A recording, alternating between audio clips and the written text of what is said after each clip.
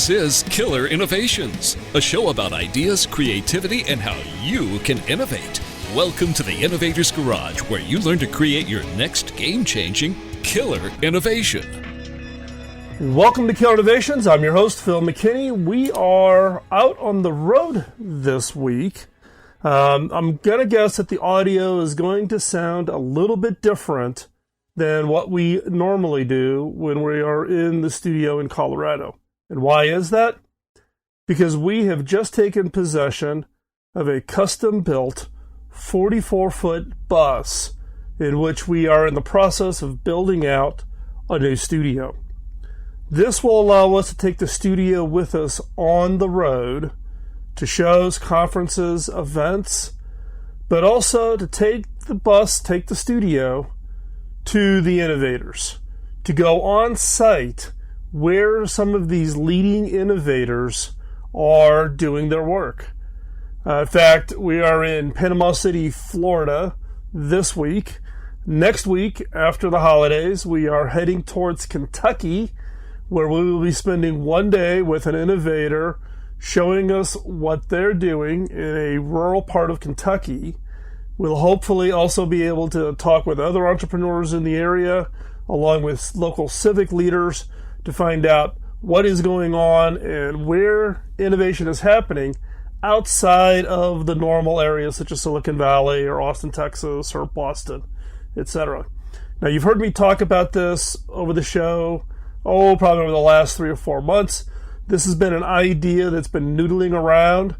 We bit the bullet. We ordered the bus. We had a bunch of customizations done at the factory, and we are still applying customizations for the build-out and installation of all the recording gear. And as you can tell from the sound, we don't have all of the sound tuning in the bus fully operational yet at this point. So, with that, we're going to do, this is the very first show we're going to do from on the bus. Like I said, we're parked in Panama City, Florida, heading out to Kentucky. Then we're going to head down to Austin, head over to Arizona, and ultimately end up in Las Vegas for the Consumer Electronics Show. We are bringing the studio to CES to interview innovators and entrepreneurs at CES for future shows. We will be parked right at the convention center in that parking area right outside of, between kind of North Hall and South Hall. I think the spot is called CP19. If you want to know more, hop on over to the Facebook page, The Innovators Studio. That's what we're calling the bus. It's called the Innovators Studio. And we'll have all the information, and we'll also be highlighting where we are stopping in this first trip across the country. So check it out. Follow us. If you have an entrepreneur innovator who you think we should tell the story, or something happening in a community around innovation that you think they should get a little bit of their 15-minute of fame, drop us a note, post a message over on the Facebook page, send us a message, carrier pigeon, email, however it gets to us. I'd love to find out about it. Then in February, we'll be back out on the road for a couple of weeks, again, coming from Colorado back to the East Coast. And we'll be doing these periodically. Probably the next big event after CES will be South by Southwest. So check it out. If you go over to the Innovators Studio over on the Facebook page, then you will actually see what the outside of the bus looks like. And then at CES, we'll have some photographs taken and show what the inside of the bus looks like. It's still in pretty rough form, given that we don't have all of the equipment and gear in place. So let's get into this week's show. This week's show is about what I would refer to as innovation collapse. Organizations that have tried to stand up an innovation program, it's just not working, and it's crushing under its own weight. And you can kind of starting to see the writing on the wall that it's going to go away. It's just going to kind of slowly disappear. Nobody's going to say anything. It's going to be kind of chalked up as one of those experiments within an organization. What I want to share with you this week are the 4 signs your organization is heading towards innovation collapse. Are there some early weak signals that you should be keeping an eye open for? And what should you do about them? What can you do to avoid the innovation collapse? So let's hop right in with number 1. Number 1 is what I call innovation out of fear. The whole process of starting an innovation within an organization wasn't built on any form of solid foundation. It was done out of fear. Fear that you're falling behind, your competitors are getting all the press, your share price is depressed because shareholders don't see you as delivering new innovations. Fear is not something that is a sustainable motivator to feed an innovation process within an organization. You really need to stay focused on that ability to create a foundation for that innovation. What is it? Why is innovation important to you? You have to be able to answer that as just a fundamental question. Why is innovation so important to you? Why is it that you're doing it in the first place? Fear is not a motivator. Fear is a reaction. It is an emotion that is a result of fearing for your job, fearing for the survival of your company, whatever's triggering that fear. But again, fear is short-lived. You get kind of this big spike of adrenaline, you put a lot of energy, and then it fades off very quick. Innovation is not a sprint. It's a marathon, and it's a 100-mile marathon. This is an endurance race. So you have to find what is that motivator. You have to identify the motivator that is going to sustain you over decades. Not months, not weeks, not even a year, but decades. What is the motivator that's going to motivate you and your team to innovate? So if your innovation is based purely on this innovation out of fear, and again, that could come from, press coverage of your competitors. It could be your share price.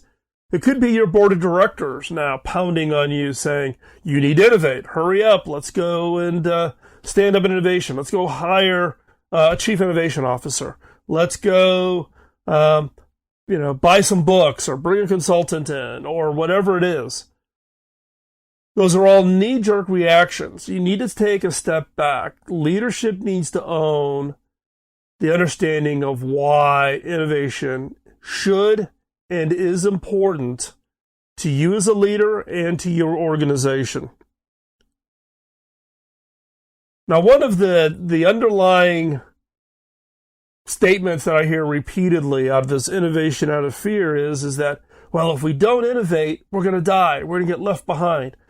And we tend to like to grab these little, the quotes that we see on whether it's Pinterest or memes on Facebook or LinkedIn around innovation about, if you're standing still, you're falling behind, all those, those are nice, catchy terms, right? But those, again, are not motivators. They're not going to sustain you for the next decade in order to deliver high impact, high value innovation. So think about that. Think about what is it. Define what that rationale is. Why is innovation important to you? Why is it? What is it that's going to be that foundational understanding as to why you're going to take on this almost unbelievable amount of effort? And trust me, it is an unbelievable amount of effort. Standing up, leading, running an innovation effort will be the hardest thing you have ever done, bar none. It will be the hardest thing you have ever done. So, if you're going to do that and if you're going to commit to that, then you've got to find that motivator. I'll use this show as an example. When I started this show back in March of 2005, I thought I'd maybe do 6 or 7 shows and nobody would listen to it. Nothing would happen. We're now in season 13. We start season 14 coming up in March. 13 years of doing the show. And what I have found is the motivator for this isn't something that's inside of me, but it's the response and support that I get from you, the listener. The fact that you take the time out, you're listening to this show right now, you send emails in, you ask your questions, you comment on good shows that were really helpful or suggestions for improving other shows. It's that motivation, that feedback loop. Find what that feedback loop is for you to sustain a decade-long innovation effort. Don't do innovation out of fear. And we'll continue this discussion when we come back from this break.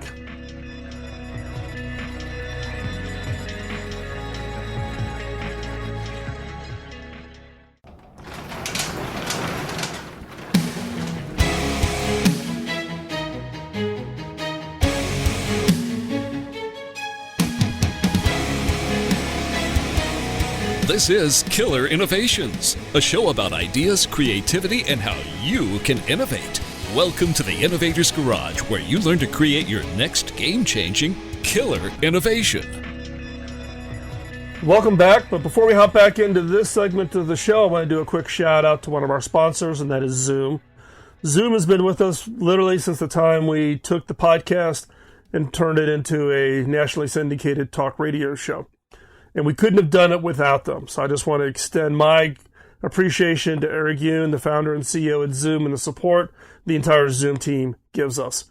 We've been using their tools with the radio show right from day one. And now I use it actually every day in my day-to-day job. It's my way of staying connected with my team. And even here on the new 44-foot mobile studio bus, we have full Zoom capabilities, and in fact, I've spent the last week and probably have done 30 Zoom meetings from right here on the bus, out in the middle of nowhere, Florida. So this is a tool that allows you to stay connected, allows you to stay productive, allows you to stay connected wherever you are, anywhere in the world. I've used Zoom from Africa. I've used it from China, Japan, Australia, New Zealand, all over the world, and it works great. So check it out if you're not using it. And if you're using one of those older systems, whether it be Skype or any of the other systems, check this out. Zoom is so incredibly easy. It's also very easy for you to invite people who are not on Zoom to join a meeting. So check it out. KillerInnovations.com/Zoom. Get your free account. That free account will allow you to connect up to 50, that's right, 50 people on a video call, so that you can check it out. It's scalable, it works, reliable, video quality, audio quality. It'll make you happy. It'll make your team happy. Check it out. So let's continue on our conversation. We're talking about the 4 signs your organization is heading towards innovation collapse. We talked earlier about innovation out of fear. What I want to talk about now is competitive urgency. Now this is and can be an interesting motivator. But in some cases, it's a reactionary response. You may set up and hurry up and say, we got to hurry up and do an innovation because we need to do it as a competitive response to some activity. Your competitor launches an innovative new product and you're caught flat-footed. Your competitor is doing a regular series of announcements. You can pretty much time them. They make some big announcement, whether if it's a consumer electronic device at Las Vegas at CES, or social media, which a lot of that happens at South by Southwest, or wireless technologies at Mobile World Congress in Barcelona, wherever. And you're now trying to meet them and trying to, have your own answer. But your answer is not out of thought leadership, but out of competitive response. Now, trust me, I've lived in the world where I've had to do competitive response innovation. And when I've taken over teams inside of organizations that really did not have what I would call a strong innovation funnel, then you're caught in this game where you have to do these form of competitive responses, where you have to do something quick in order to not to be left behind, both on a revenue perspective or market competitive perspective, whatever the metric is. So I know you have to do that, but at the same time, if you stay in that and you're just doing the response, then you're thrashing your organization and you're digging yourself into a hole that you will never get yourself out of. You just won't get yourself out of that hole. So what you have to do is you've got to get out and leapfrog. It's not about just responding and they come out with product A and then you come out with your product that's just like product A, and then they come out with product B and you come up with a product that's just like product B. You've got to figure out a way to get ahead. You have got to get out there and you've got to leapfrog them. And the way to do that is you have to fight that urge to just do the response, but instead, or actually not instead of, but in addition to, put a team together, give it some resources, and set it aside and tell it that its job is to do the leapfrog product. You still have to do the competitive response, but you need resources that are focusing on a leapfrog effect. How do you get ahead of the competition? Not how do you stay even with the competition. How do you get out ahead? And this is really hard because now, your historical actions have always been in competitive response. Company comes out with something, you respond. You still have to do that. And now you have to allocate resources to do a leapfrog effect, to get out ahead, provide some form of thought leadership. Because if you can define that thought leadership, eventually you can actually reduce those resources that are doing the competitive response and reallocate them to even more leapfrog projects. But if you find yourself in this hole where you're in an organization, and this is either by your design or, congratulations, you just got tagged to be the new leader of innovation, and now you're trying to figure out how to dig yourself out of this competitive response hole and get into a leapfrog, you literally have to do twice the effort.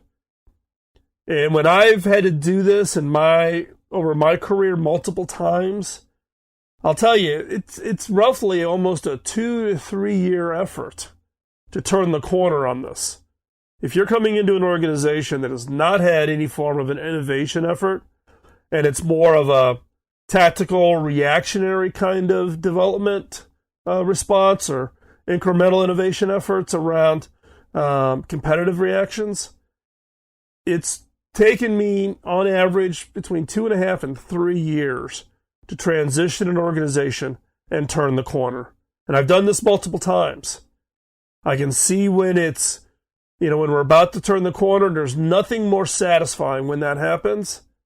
But I'm going to give you the warning. This is incredibly hard work. This will be the hardest job you have ever had in your entire career, bar none. So, but you have to do it. You can't stop doing the competitive response because you'll just fall further and further behind in the market. Revenue will be impacted, margin will be impacted, share price will be impacted. So you still have to do the competitive response. You have to be able to put together a new set of resources to go create this leapfrog effect. And my guess is your leadership team is not going to give you more resources. So you have to make some tough calls. What do you stop doing to free up resources to go do the leapfrog? You need to stop something to free up dollars and people to go do the leapfrog effect while you're still doing the competitive response. It's a hard path, but absolutely critical if you are not going to see your innovation efforts totally collapse and fail within an organization. So if you're caught behind this competitive urgency, focus on that leapfrog, find those resources. But warning, this will take a lot longer than you think it will. And with that, we'll be right back after this short break.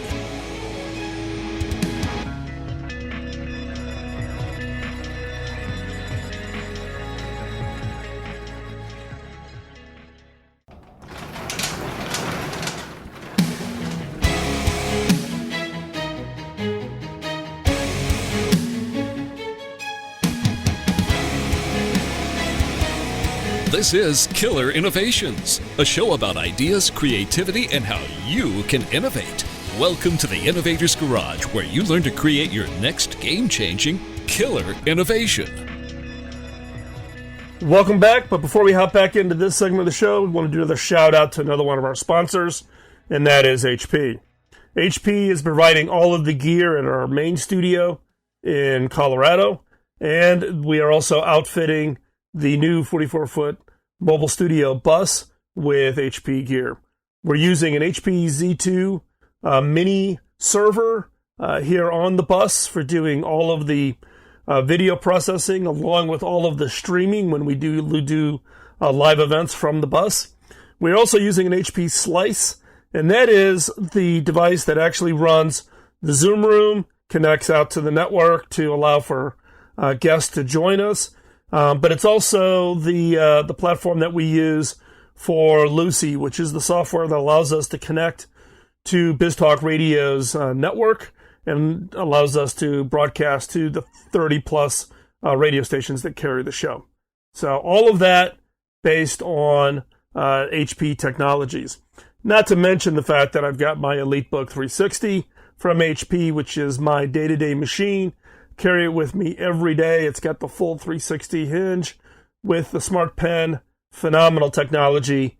I literally could not survive a day without my EliteBook. So check it out. You can see all of the technologies that we're using here at Killer Innovations over at killerinnovations.com/HP.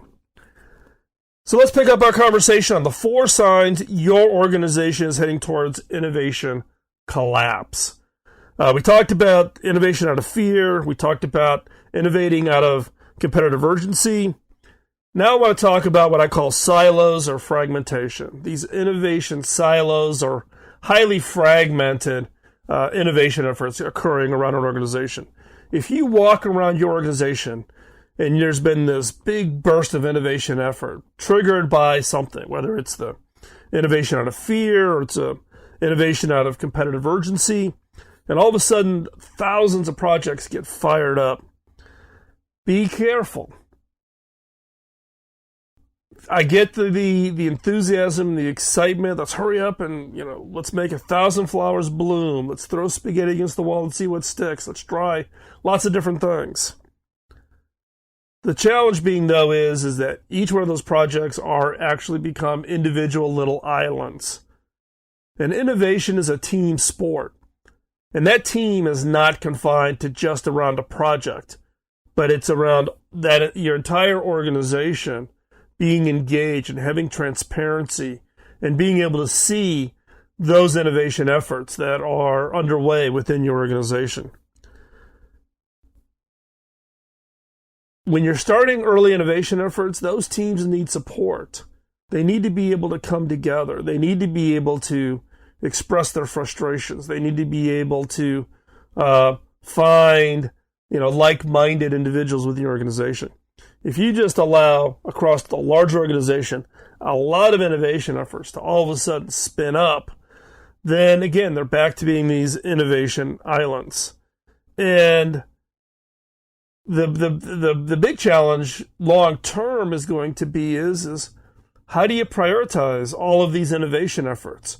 How do you make sure that the right innovation efforts are getting the right level of resourcing, both people, time, and money? It's easy to just simply say, okay, we're going to allow every manager to use their existing budget in order to spin up some innovation efforts. And so therefore, you empower everybody to go do lots of interesting things. But the real question is how do you prioritize that across the organization? Now, I am not advocating for some rigorous reporting and tracking and, God forbid, big program or project management systems, with Gantt charts and all those kinds of things. In fact, given I've run very, very large innovation organizations and I've run very, very small innovation organizations, I actually cannot recall the last time I ever used a traditional project management tool set with any form of project tracking or Gantt charts or any of those. But what you do need is you need some way of tracking and measuring the innovation funnel. You now have all these projects going. At what stage is each one of these? Some of them may be further off. Projects won't show any value for 2 to 3 years. Some may be nearer term, maybe something 6 months out. Not all of those projects are aligned. You could end up with pretty crazy projects out there that make no sense for the organization to go do anything with. So your ability to take these silos or this highly fragmented innovation projects and put together some basic funnel management around it will pay back in spades. Trust me. Now that you've got it in a funnel, now what do you do with it? Now you have to prioritize. Not all ideas are of equal value. Not all ideas are ever going to turn into anything. And some ideas are just so crazy that they don't even apply to your business or industry. So how do you go through a process of saying, good idea, bad idea, stop, go, more resources, less resources? How do you prioritize? Especially if you've got the silos highly fragmented. Because trust me, if you're trying to fix this after the fact, and now you're into managers getting upset because you're taking away their projects that they funded, it's theirs, it's passionate, keep your fingers off. The way to do that, and I've talked about this many times on the show, is an organization, when you're kicking off your innovation effort, you need to define your BHAG, your bold, hairy, audacious goal. You need to define that thing that's going to be the rallying cry, that sets that long-term direction, that's going to define the goal line for success. The best example for a BHAG that I use all the time in my talks, and it's one that I think is just phenomenal, is President John F. Kennedy's BHAG when he challenged the United States to put a man on the moon. Now, his BHAG was pretty simple. It just simply said, we challenge ourselves, we will succeed at putting a man on the moon before the end of the decade and bringing them home safely. So we're going to put them on the moon, we're going to bring them home safely, and we're going to achieve all of this before the end of the decade. So we set the goal, we set the time frame, and we define success. And that rallied an entire nation. Now, BHAGs are incredibly hard to write, really good ones. You can do simple ones like, oh, our BHAG is we want to be a $100 million business.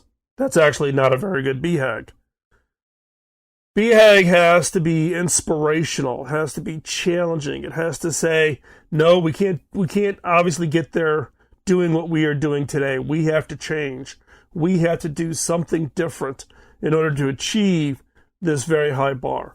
And what I have found with well-written BHAGs for teams and organizations and entire companies is people will step up. I have been absolutely amazed at what teams have been able to do when challenged, when given a BHAG, what they've been able to do. So the way you do it is you define this BHAG, and then you go through and you ask every one of the team members, describe your project and how it supports or enables that BHAG. It's not you coming in saying the project is a good project or a bad project. What you want is you want to equip and train your teams to be able to self-select on what are the best projects, the most important projects they should be committing the resources to. So once you've defined that BHAG, challenge each of those silos or all those fragmented innovation projects to say, how does your project support, align, enable, help us achieve success for that BHAG? And if it doesn't, then we need to have a conversation. Is this a project we should go forward with? Is this a project we should hibernate? Is this a project we should kill? But you have to have some form. You just can't have all these silos and highly fragmented innovation projects running all over the place. You need to define that innovation funnel so that you know where projects are staging-wise. And then you need to align all those projects against the BHAG. You do those two things, the silos will tend to go away because people will come together, and the fragmentation will go away because people will look at leverage. Trust me, it works. I've done this. I do it today. It's the most important part of the process as a leader, managing the funnel. So stay right there. We'll be right back after this break.